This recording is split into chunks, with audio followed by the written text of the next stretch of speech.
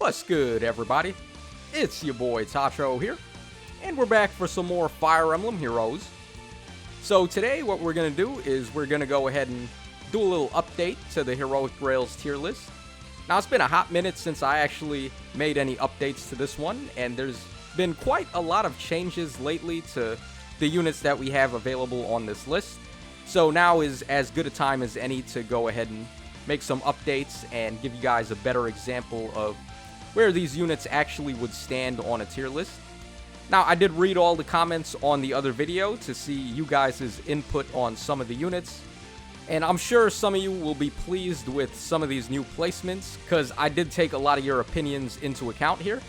Even if some of them may have clashed with my own opinions, I still thought, hey, I mean, I'm just one guy, what do I know compared to pretty much most of the community. So that's why I like doing the tier list this way, where everyone has a say and everyone's comments and input can really help make the tier list better. So just a quick thank you to everybody that commented on the last video. All the stuff you guys had to say was very helpful. So with that out of the way, let's go ahead and actually take a look at some of the new things that have been added. So as far as units go, we have 5 brand new units that were added to the Grail shop. Some of them may not be in the Grail shop just yet, but we know for a fact they're going to be coming in a later update.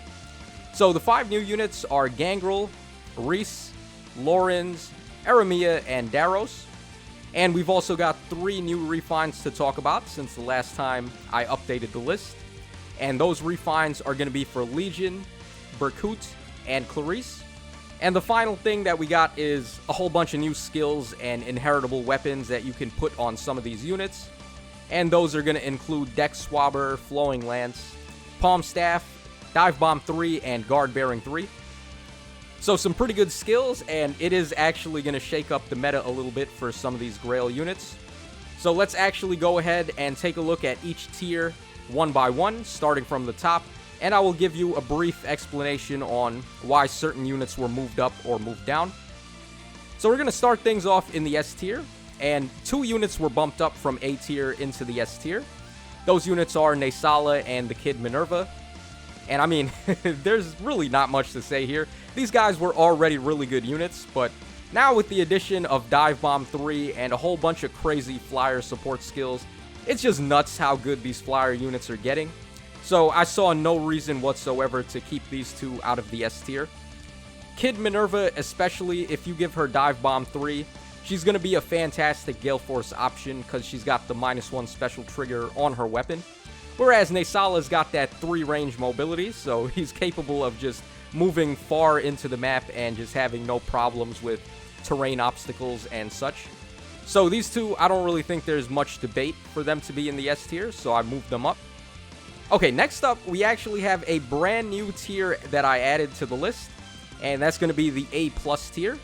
It's a little bit of a cutoff between the S tier and the A tier, because I felt like some of the S tier units were, like, super good, but really, like, not quite as good as some of the S tier units. Like, they may have a couple of issues or 2 that hold them back just slightly.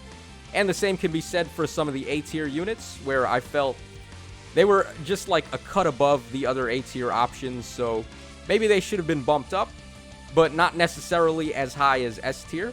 So that's why I went ahead and made this new A+ tier. So Gangrel, one of the new units that we got, I decided to just throw him into the A+ tier right out the gates. He's a really good player phase unit, and his weapon grants him true damage and also a whole bunch of stats, which is really nice because he's already a stat ball for an infantry dagger unit in the first place. You give him something like Mirror Impact and you set him up in a rally trap in 8th of Raids, and he's going to go to town and body the foes.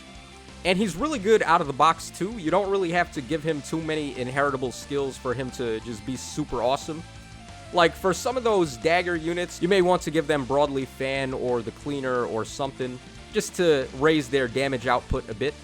But in the case of Gangrel, his perf weapon is actually super solid anyway. So you don't really need to worry about inheriting any crazy daggers on this guy for him to really put out some good performance. Also, he's just statistically better than Kranya, I would say. Like, he beats her in most of the relevant stats, and he's got an overall better BST. So I do think Gangrel deserves to be in the A+ tier. Now, on the topic of Kranya, I feel like in not too much further into the future, she's probably going to get bumped down to the A+ tier. She is running into a little bit of issues now, where foes are just getting too bulky and too healthy for her to really effectively defeat them with her chip damage and Vantage combo. But for now, I decided to just keep her in the S tier because obviously a super invested Kranya is still going to be a force to be reckoned with. And she's one of the few units in the game that can actually have Vantage and Null Sea Disrupt together. So it's really hard to shut her down without Hardy Bearing or one of the daggers that include Hardy Bearing in their effects. Stuff like Fire Sweep and Dazzling Staff are not going to matter to Kranya whatsoever. So I do think that is relevant and worth keeping her in the S tier for now. As for the rest of the units in the A+ tier, Jafar was bumped down from the S tier. I use Jafar all the time, he's still really good. But the thing about Jafar is that he gets locked up on the one range mobility quite often. So even though he's fantastic and he's got really good stats and really good access to a whole bunch of good weapons, the armor tier movement does hurt him a bit. And also him being a green unit and a lot of red units being common in Aether raids now, I feel like that was enough of a reason to bump him down from the S tier. Likewise, we bumped up Cecilia from the A tier because, I mean, she's pretty much Jafar except colorless. So there's really not all that much difference between the two. Really, the only thing is that Jafar has a ton of speed and Cecilia does not. But it's not really the biggest deal. If you're going to play them with Broadleaf Fan or any of the specialty daggers, the speed doesn't really make that big of a deal. Like, the only weapon I can think of that would actually want the speed is Pegasus Carrot, and that's pretty much just going to be for arena mode anyway. So Cecilia and Jafar aren't really that far apart from each other. Itsuki was bumped up because, I mean, this guy's weapon just gives him so much attack and defense that he can be real annoying to get rid of. And of course, he's got effective against dragons, which is very solid for arena mode. And Ashnard was bumped up from A tier as well. He's a flying unit, so he benefits from all the crazy flyer skills we've gotten, particularly guard bearing in his case. So he has 50% damage reduction now on the first combat. Pretty solid, especially when coupled with Gurgarant's debuff and all the crazy support things this guy can do. We've pretty much entered the age of the flying unit now. Flying units are just so stacked, and the skills they've been getting recently are absolutely outrageous. So that about covers us for A+. So let's move on down to the A tier now. So pretty interesting stuff here. The 3 units that got changed in placements for this tier in particular were the first units to ever get ranked down by 2 tiers, and the first units to ever get ranked up by 3 tiers. So we're going to start with Iago, because he was previously in the S tier and I ranked him down. His weapon effect is still pretty cool as a debuff option, but I mean, we've gotten to the point where you can level up the infantry school and the panic manor to such crazy amounts that you don't really need to run a dedicated debuffer anymore. As long as you have a well-protected panic manor or infantry school all the way at the top, you're not going to really struggle too bad with debuffing the foes. So I don't really think it's necessary to have a dedicated debuffer on an Aether Raids team anymore, and that was the reason why he had ranked so highly previously. Obviously, the unit that you would compare him to the most is Aversa on this list, but Aversa's just got way more going for her than Iago does.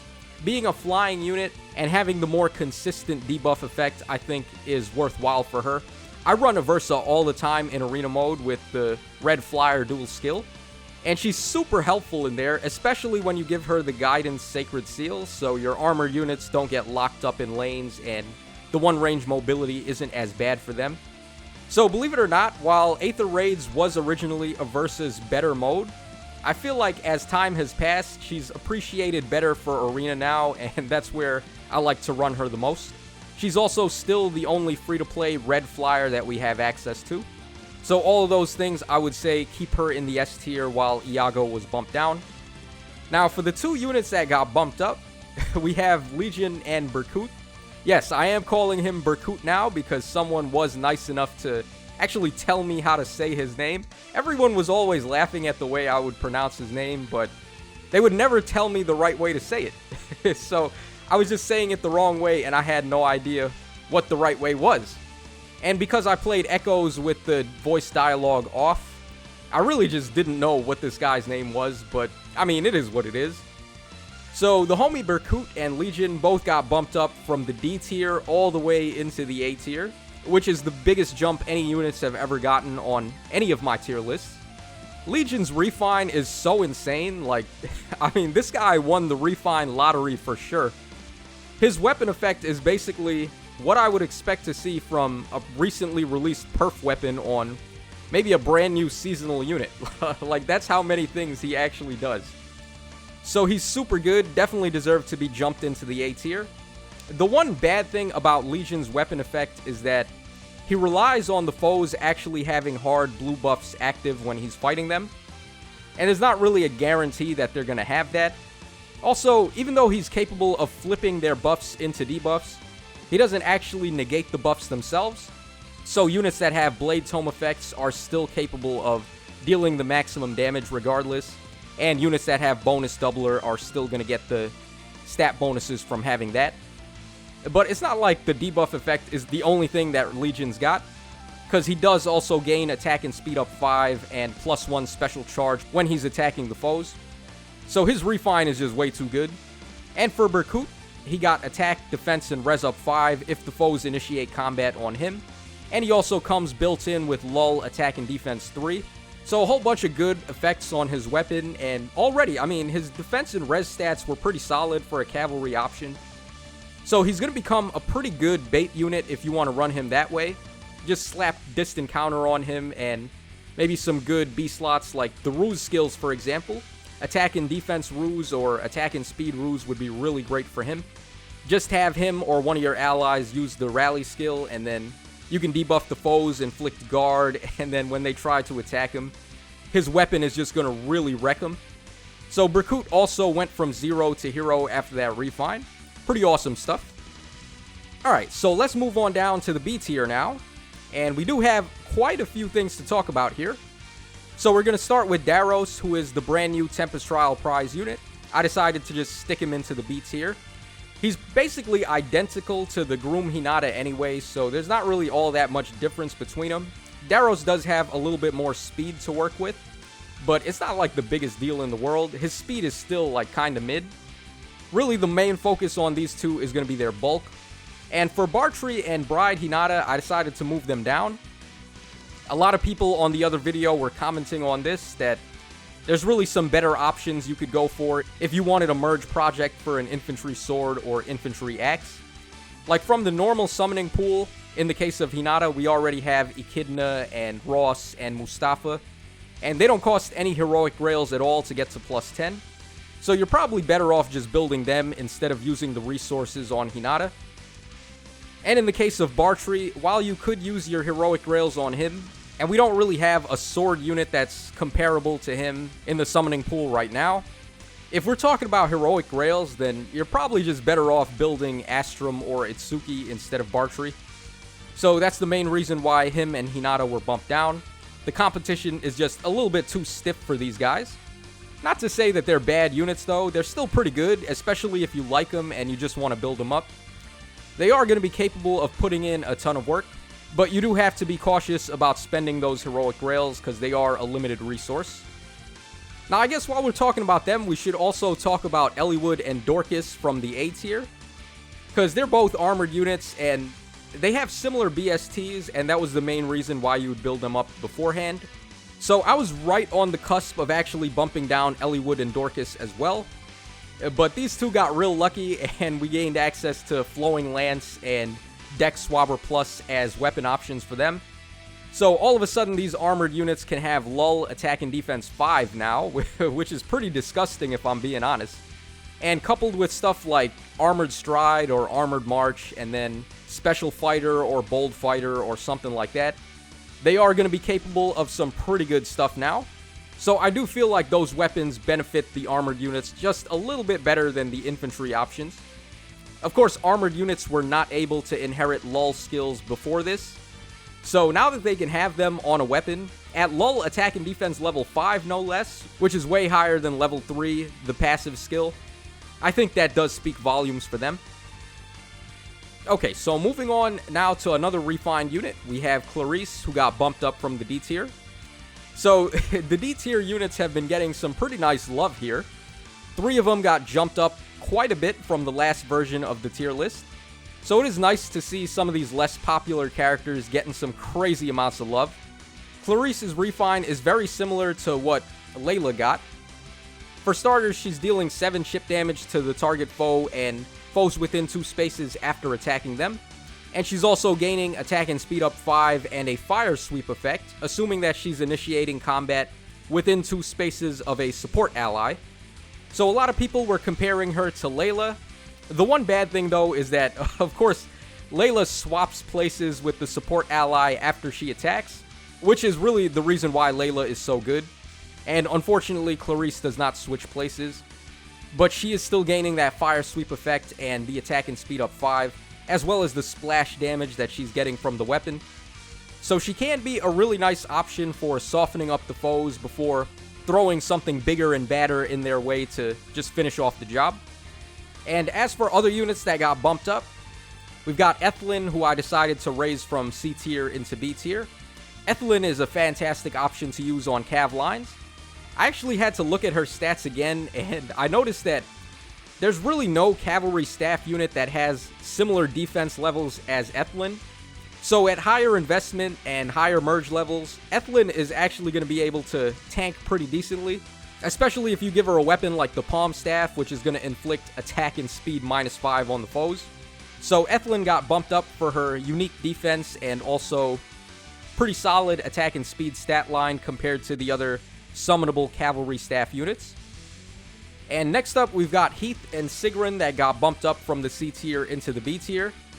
Now, if I'm being real with you guys, pretty much all of the flying units in the C tier could theoretically just be bumped up into the B tier.